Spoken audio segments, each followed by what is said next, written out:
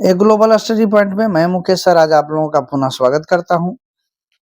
यह हमारा जीव विज्ञान का पार्ट 2 है, अतः इसे काफी अच्छी तरह से देखिएगा और जो विद्यार्थी पार्ट 1 नहीं देखे हैं तो भी उसे देख लेंगे। उसका लिंक हमारे इसके डिस्क्रिप्शन बॉक्स में दिया जा चुका है और सारे प्रश्न काफी महत्वपूर्ण है जो कि आपके आगामी आने वाले बोर्ड एग्जाम के लिए काफी मददगार साबित होगा और मेरा उम्मीद है कि इससे कुछ न कुछ प्रश्न जरूर आएंगे। अब प्रारंभ करते हैं। पौधों में खाद्य पदार्थों का स्थानांतरण किधर से किधर की ओर होता है? तो वह होता है अधिक से कम सांद्रता वाले भागों में। खनिज लवणों का अवशोषण पौधों के में पौधे किस रूप में करते हैं?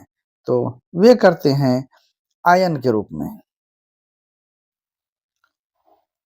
औसतन एक पेड़ अपने जीवन काल में अपने भार का कितना गुना जल वाष्पोत्सर्जित करता है?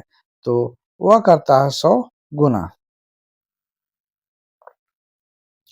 SA नोड साइनुओरिकुलर नोड क्या है? तो यह एक संतंत्रिका ऊतक है। SA नोड के बारे में विस्तार से है, थोड़ी जानकारी इससे प्राप्त कर लेते हैं। तो फिगर आपको दिख रहा होगा और क्या है कि SA नोड को पेसमेकर भी कहते हैं। यह दाएं आलिंद की दीवारों में दबा होता है जो एक बहुत ही मंद विद्युत धारा उत्पादित करता है। यह हृदय की पेशियों को संकुचन के लिए उत्तेजित करता है। हृदय के वेशमों का शीतलन क्या कहलाता है? तो हृदय के वेशमों का शीतलन कहलाता है डायस्टोल।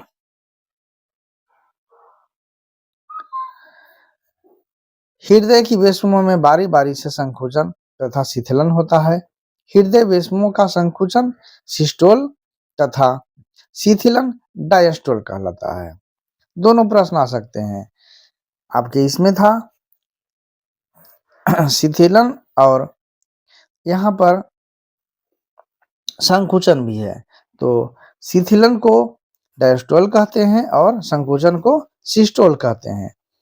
हृदय के सभी वेशों में एक साथ संकुचन या शीतलन नहीं होता है। दोनों अलिंद जिस समय संकुचित होते हैं उस समय दोनों निलय में शीतलन होता है।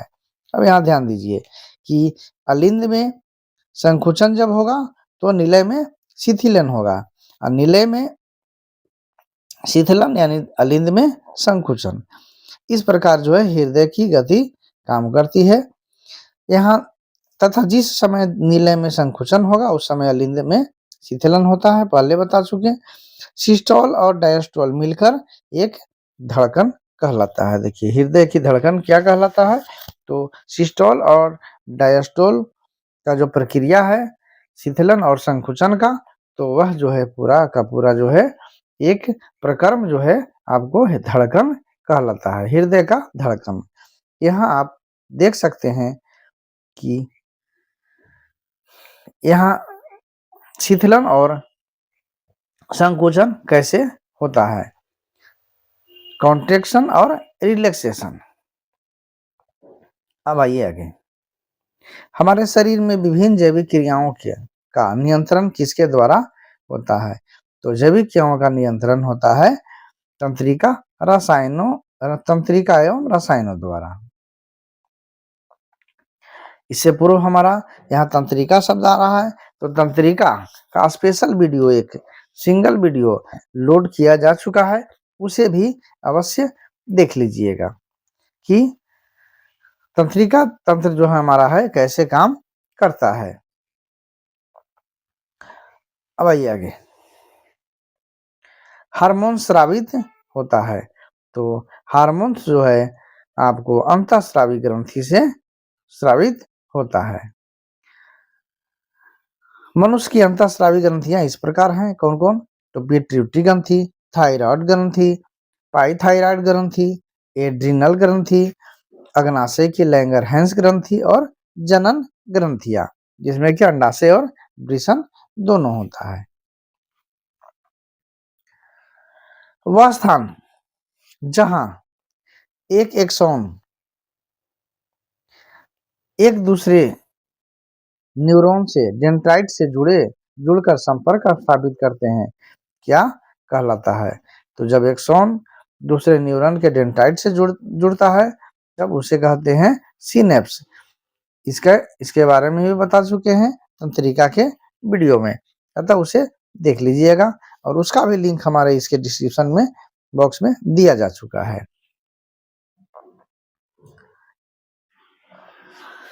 ऑक्सिन का संश्लेषण कहाँ होता है? तो ऑक्सिन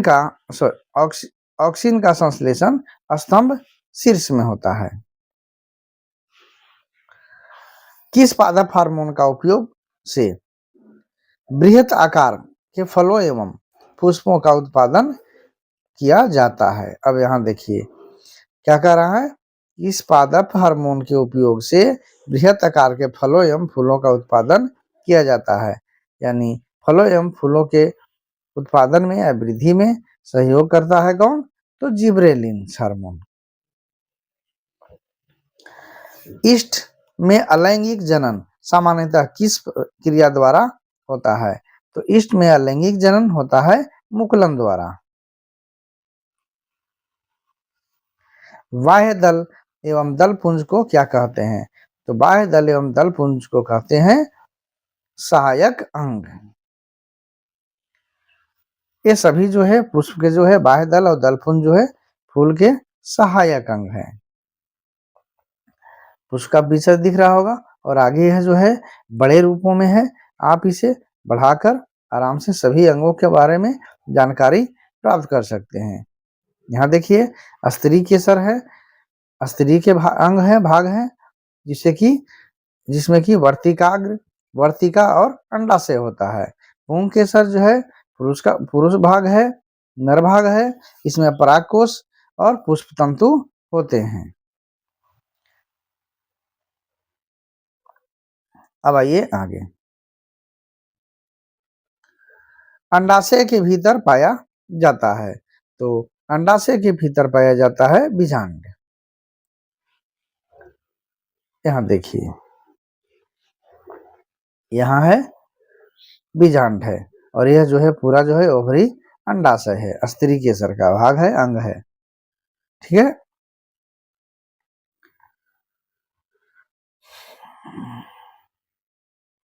लैंगिक जनन संचारित रोग हर्पिस है, क्या है? तो यह जो है मतलब कहने का मतलब है, प्रश्न कहा जा रहा है मतलब किसके द्वारा फैलता है, कौन से जनित रोग है? तो यह जो है वायरस जनित रोग है, यानी वायरस के कारण फैलता है। भ्रूण का विकास होता है, तो भ्रूण का विकास होता है गर्भाशय में। यहाँ देखिए गर्भाशय है और गर्भाशय में भ्रूण का विकास हो रहा है। अब यहाँ देखिए भ्रूण का जो डेवलपमेंट है, विकास है, स्टेप बाय स्टेप यहाँ पर आपको पिक्चर में दिया गया हुआ है। यहाँ भ्रूण है, यहाँ से जो है यह जो है इस प्रकार जो है भ्रमण कर रहा है, और मतलब भ्रमण करने का मतलब डेवलपमेंट कर रहा है, और डेवलपमेंट करते हुए यह एक जो है पूरी जो है पूर्ण शिशु का रूप में आ गया।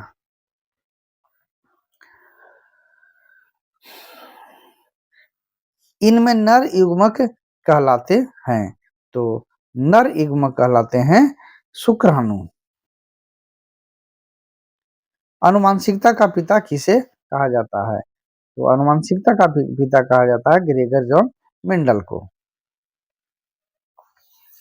कायिक विभिन्नता होती है, तो कायिक विभिन्नता होती है उपार्जित, कायिक विभिन्नता उपार्जित होती है। किसी जीव की जीनी संरचना उस जीव का क्या कहलाता है? तो जीनी संरचना होता है जीनोटाइप, यानी जीन प्रारूप जिसे कह सकते हैं। जीनी संरचना जीनोटाइप या जीन प्रारूप। मेंडल का एक संकर संकरण प्रयोग का F2 पीढ़ी में लक्षण प्रारूपी अनुपात क्या पाया जाता है। यहाँ क्या करा, लक्षण प्रारूपी, एक होता है जीन प्रारूपी और दूसरा होता है लक्षण प्रारूपी। तो मेंडल के एक संकरण में F2 पीढ़ी में लक्षण प्रारूप का अनुपात होता है 3:1।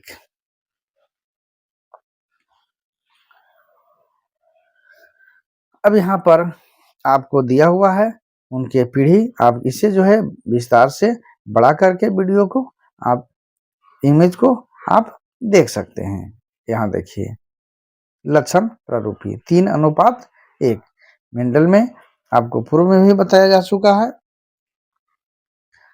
अब यहाँ देख सकते हैं लक्षण प्रारूप कौन कौन है। तो यह जो है 1, 2 और 3,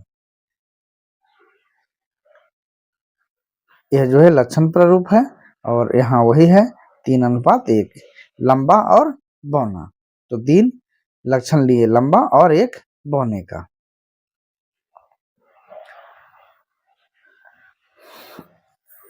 फिलोसफिक जूलॉजी नामक पुस्तक किनके द्वारा लिखा गया है। तो यह जो है लामार्क के द्वारा लिखा गया है। नर ड्रोसोफिला मेलानोसेस्टर में क्रोमोसोम की संख्या कितनी होती है। तो इसमें क्रोमोसोम की संख्या होती है 7 जोड़े, यानी 7 जोड़ों में जो है आपको 6 ऑटोसोम्स होते हैं और 1 लिंग क्रोमोसोम होते हैं। मतलब कि लिंग क्रोमोसोम जो होते हैं लिंग का निर्धारण करते हैं और यह जो है ऑटोसोम जो होते हैं लक्षण का निर्धारण करते हैं उनके, और यह जो है लिंग का निर्धारण करता है। यानी इसे XY जो हो गया यह लिंग क्रोमोसोम हो गया और 6 जो है ऑटोसोम हो गया लक्षण क्रोमोसोम, उनका लक्षण का निर्धारण करते हैं। अब एक ही प्रकार के क्रोमोसोम जो ऑटोसोम कहलाते हैं, उदाहरण अर्थात मनुष्य में 23 जोड़े क्रोमोसोम होते हैं, लेकिन 22 जोड़े क्रोमोसोम को ऑटोसोम एवं 23वां जोड़ा लिंग क्रोमोसोम कहलाता है। यह 2 प्रकार का होता है, एक्स और वाई। एक्स क्रोमोसोम लंबा एवं छड़ के आकार का होता है तथा वाई क्रोमोसोम अपेक्षाकृत बहुत छोटा होता है। अब यहाँ जो है मनुष्य में लिंग निर्धारण की प्रक्रिया को दिखाया गया है इमेज के द्वारा, क्रोमोसोम्स के द्वारा। यहाँ पुरुषों में जो है XY, महिलाओं में XX होते हैं। और अब जो है जब दोनों का संयोग हो रहा है तो युग्म हो रहा है, तो 22X 22Y दोनों मिलकर यहाँ जो है आपके मादा और नर इधर भी जो है क्या निकल रहे हैं, इधर भी इधर यहाँ XX दोनों का जो है यह जो है स्त्री के क्रोमोसोम से है और X जो है यहाँ पुरुष के, Y पुरुषों का। और जब संयोग कर रहा है तो यहाँ जो है XX अगर मिल जाता है तो मादा में और YXY मिलता है तो नर का अंग हो जाता है, नर और मादा। इस प्रकार जो है लिंग निर्धारण करेंगे।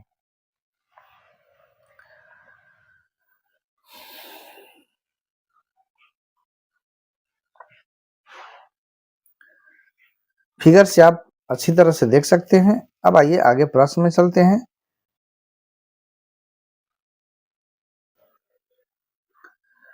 समस्त जीवों के लिए ऊर्जा का मूल स्रोत होता है। तो समस्त जीवों के लिए ऊर्जा का मूल स्रोत होता है सौर ऊर्जा। आहार श्रृंखला का निर्माण हमेशा शुरू होता है। तो आहार श्रृंखला का निर्माण जो है हमेशा जो है उत्पादक से शुरू होता है। और यह जो है आहार श्रृंखला है, इमेज के द्वारा ही बताया गया है और लिखकर भी उत्पादक के बाद जो है यहाँ जो है उपभोक्ता हो गया और उपभोक्ता के बाद आपका जो है फिर उपभोक्ता और फिर यह भी जो है क्या है, उपभोक्ता ही है। अब यहाँ हम अलग तरीके से कर सकते हैं। तो उत्पादक जो हो गया, हरे पौधे हो गए, हरे पौधों का जो खा रहा है प्रथम उपभोक्ता, तो यह जो है प्रथम हो गया, और यह जो है द्वितीय हो गया, यह जो है सब जो है तृतीय हो गया, और यहाँ जो है आप गिद्ध को अगर मान लीजिए तो यह जो है चौथा उपभोक्ता है, या इसे आप मार्जक भी कहते हैं। आहार श्रृंखला के प्रत्येक पोषी स्तर पर कुल ऊर्जा का कितना प्रतिशत अगले पोषी स्तर को स्थानांतरित होता है? विद्यार्थियों, इस प्रश्न का उत्तर जानने के पूर्व आपका जो है आपसे हमारा अनुरोध है कि कृपया वीडियो को लाइक, शेयर और सब्सक्राइब अवश्य कर लीजिएगा। जो भी हमारे विद्यार्थी नए हैं उन्हें हमारा आने वाला वीडियो स्वतः मिलता रहेगा। इस वजह से जो है लाइक, शेयर, सब्सक्राइब अगर कर लेते हैं तो आपको स्वतः जो है इसका नोटिफिकेशन आपको मिल जाएगा। अब आइए इसका उत्तर जानते हैं। तो इसका उत्तर है 10%। और इसी के साथ हमारा वीडियो आज का जो है समाप्त होता है। और वीडियो अंत तक देखने के लिए आप सभी को बहुत बहुत धन्यवाद।